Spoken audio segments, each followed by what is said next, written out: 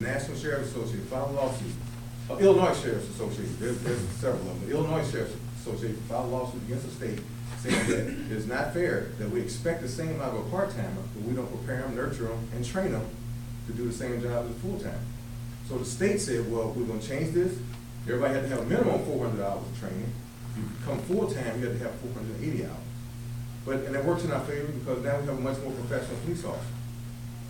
Keep in mind this, that when a person flipping hamburgers somewhere, driving a bus, or whatever, goes into the police academy, he knows nothing about law enforcement, except what he sees on TV.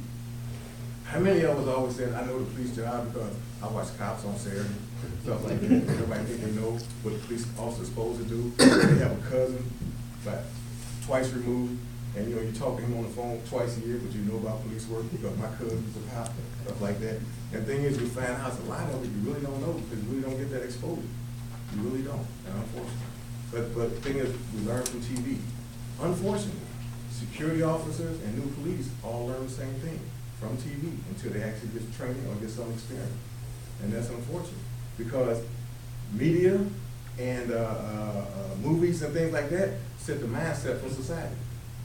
How many of us, old enough to remember when the TV series Miami Vice came out, how many of us wore dress shoes with no socks? We did, because Crockett did it in the TV series. All right? When they had that movie Heat came out with Robert De Niro and who's the other guy? Al Pacino. When that movie came out, then we had the North Hollywood bank robbery following in the same line.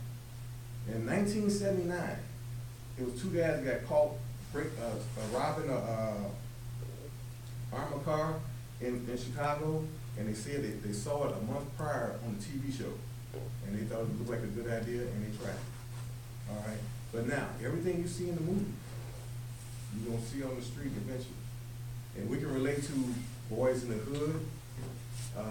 What was some of them other ones? Colors and all that, and what during that era of time, that's when we had all our street gangs in the 90s, because street gangs had somewhat ended in 1972. There were no street gangs, especially in the black community, until the movie Colors came, not Colors, Warriors came out in 1979. When I'm riding in the street, working the midnight shift, we start seeing kids waiting for the bus, start wearing the colors again. All right, you see 3 or 4 of them with the same jacket on. Well, that's a signal, that's a flag. Something's going on.